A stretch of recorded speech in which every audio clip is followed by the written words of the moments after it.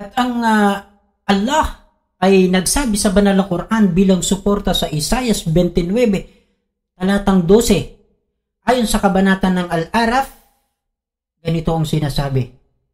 Alladhina yattabi'una rasula nabiyya al-ummi'a alladhi yajidunahu maktuban 'indahum fit Taurati wal Injil. Ayon sa talatang ito, ang propetang hindi marunong bumasa, sumulat, at siya ay si Muhammad, na kanilang matatagpuan ang kanyang mga katangian at mga bagay patungkol sa kanya na naipahayag sa aklat ng Taura at Injil. Ayan. At sa pangatlong pagkakataon, pagkatapos sinabi yung unang talata, sinabi naman ni Anghel Gabriel sa kanya ay, Khalaqal insana min alaq.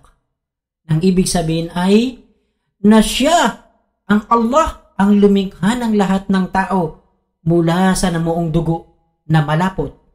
Bigkasin mo, Muhammad, ang anumang ipinahayag sa iyo. Pinakilala dito ang nag-iisang Diyos, ang Diyos ng buong sanlibutan, walang iba kundi ang Allahu subhanahu wa ta'ala. Ikara wa rabbukal akram. Na ang ibig sabihin ay katiyakan ang iyong Rab na tagapaglikha ay sagana sa kabutihan at malawak ang kagandahang loob. Ipinakilala naman dito ay ang nag-iisang Diyos na tagapaglikha ng lahat ng bagay. Walang iba pa rin kundi ang Allah subhanahu wa ta'ala. Alladhi allama bil qalam.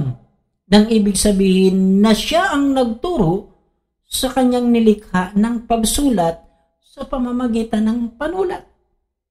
Na ang kapangyarihan ng tunay na Diyos ay walang hangganan.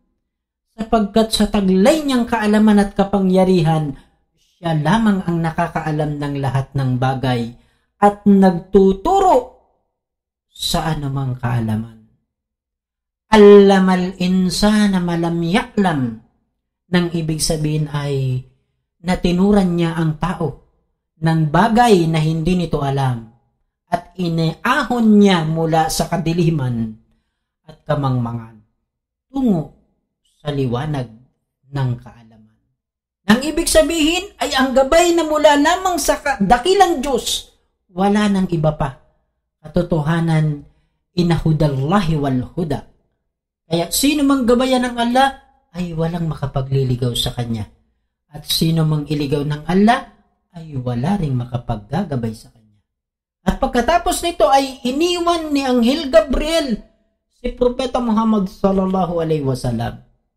Matapos na matanggap ng Propeta Muhammad sallallahu alaihi wasallam ang kauna-unahang pahayag ay kaagad siyang lumisan sapagkat hindi na niya matiis na manatili pa sa yungib ng hira. Kaya't umuwi na siya sa kanilang tahanan na takot, na kung saan ay kumakabog ang kanyang dibdib nang siya ay pumasok sa kinaruroan ni Khadijah radhiyallahu anha, ang kanyang unang asawa. At ang kanyang sinabi ay, balutin niyo ako, balutin niyo ako.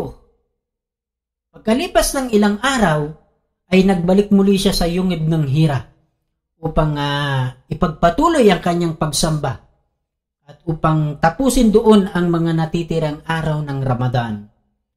Nang matapos ang buwan ng Ramadan, ay nanaog siya buhat sa yungib upang bumalik sa Makkah. Habang siya ay nasa daan, ay pinuntahan siya muli ni Jibril o Anghel Gabriel, sumakanya nawang ang kapayapaan, na nakaupo sa isang upuan na nasa pagitan ng langit at lupa. Matapos ang pangyayaring ito ay ibinaba ang aya sa Quran na nagsasabing, Ya ayuhan muttadir, kum fa'andir, wa rabbuka fakabbir, wa tiyabbaka fatahhir, wa arrujha fa'uzhur.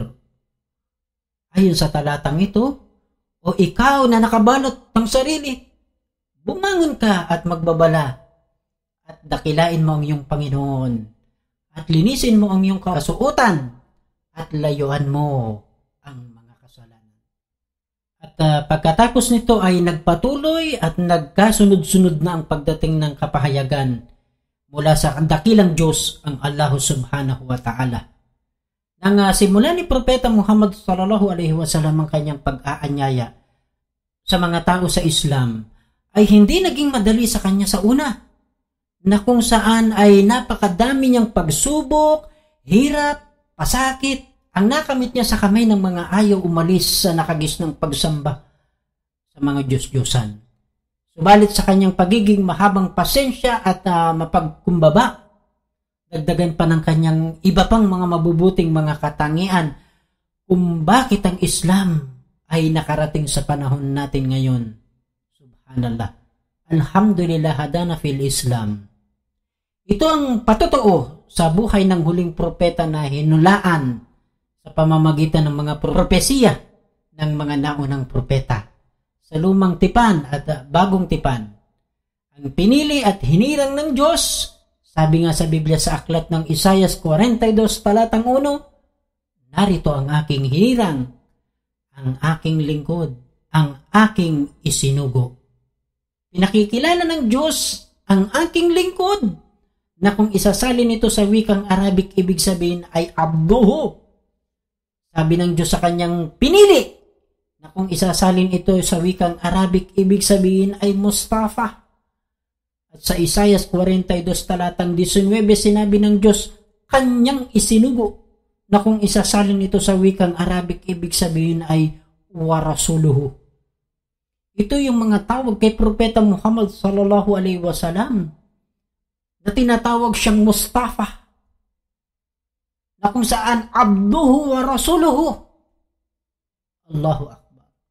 Kaya nga ang susi sa pagpasok sa pananampalatayang Islam ay ang tinatawag na asyahadatin, na kung saan pagkatapos ng kaalaman sa iyo na ipinaliwanag at nais mo na talagang pumasok sa Islam, iyo lamang babanggitin mula sa puso na ilalabas sa iyong dila ang panunumpang ito, na ako'y sumasaksi na wala na akong ibang Diyos na sasambahin maliban sa Allah at wala siyang kasama sa pagiging Diyos. At ako ay sumasaksi rin na si Muhammad ay sugo, propeta, alipin ng Allah. Sa Arabic, ashhadu an la ilaha illallah wa ashhadu anna Muhammadur Rasulullah. Ayan.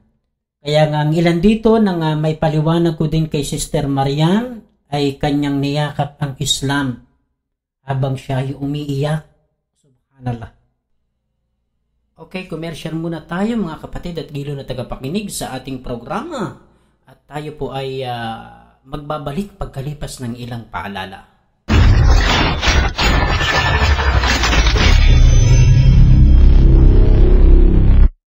Ang programang ito ay hatid sa inyo ng Darul Hidayah, ang tahanan ng mga ginabayan live internet broadcasting radio station. Ito lang yung hinihintay mga giliw naming taga-subaybay. Ang radyo na mag-aktid sa inyo ng mensaheng kaligtasan, sumasayang papawin para sa mga nagahanap ng katotohanan.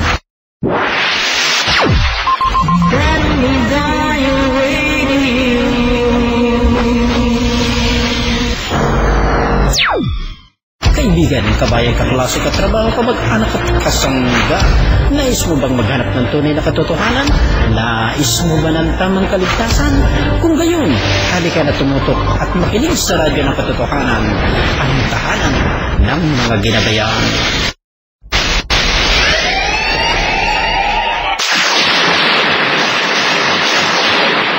Please stay tuned to your favorite Islamic radio, Darul Hidayah, 107.4. Ayan, tayo po ay muling nagbabalik sa ating programa.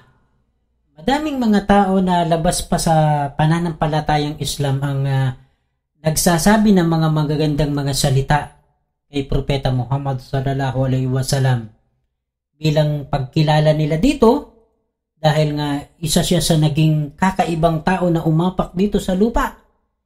Ang kanyang mga nagawa ay naging tatak sa mga Muslim at maging sa mga hindi Muslim na mayroong matatalinong pagsisiyasat. Samantalang ang iba, nakakalungkot isipin na ginawa nilang mali o pinaratangan nila ng mali si Propeta Muhammad sallallahu alaihi wasallam, kahit sa kabila ng kanilang puso ay mayroong nakatagong katotohanan dito.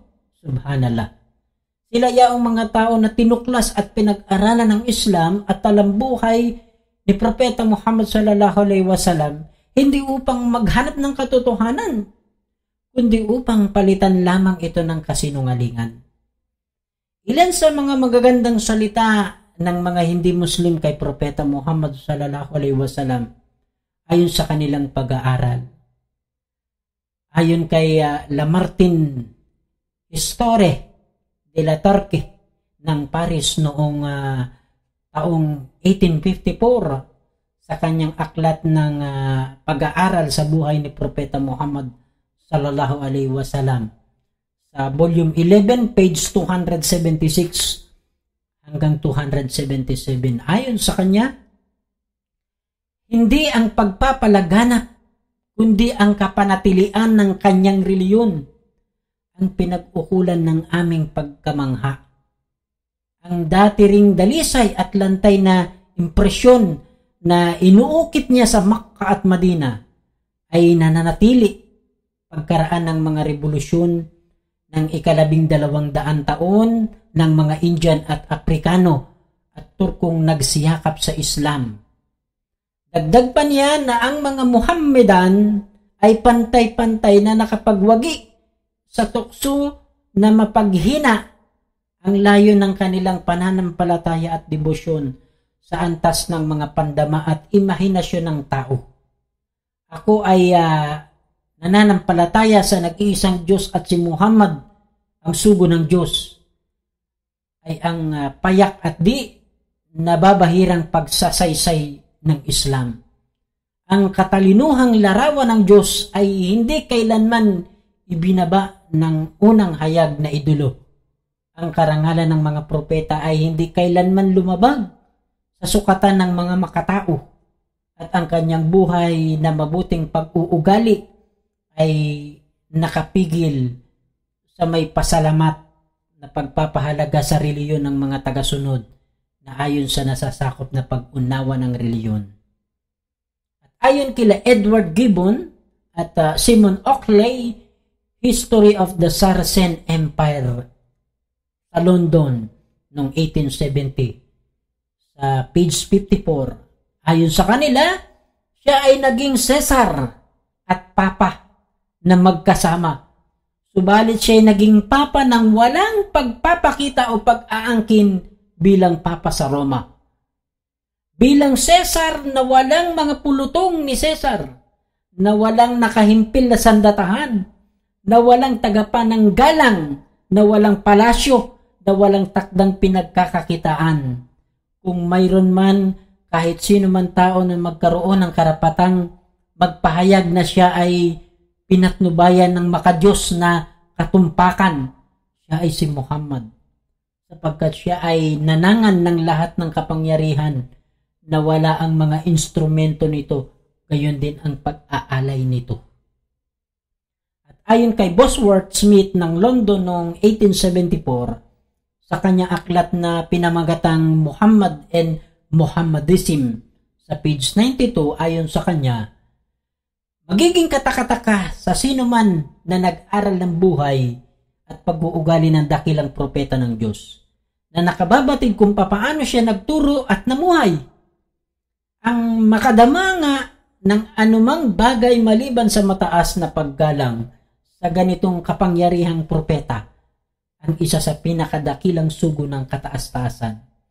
At kahit na sa anumang ilagay ko sa inyo, ay makapagsasabi ako ng maraming bagay na maaring pangkaraniwan na lamang sa marami.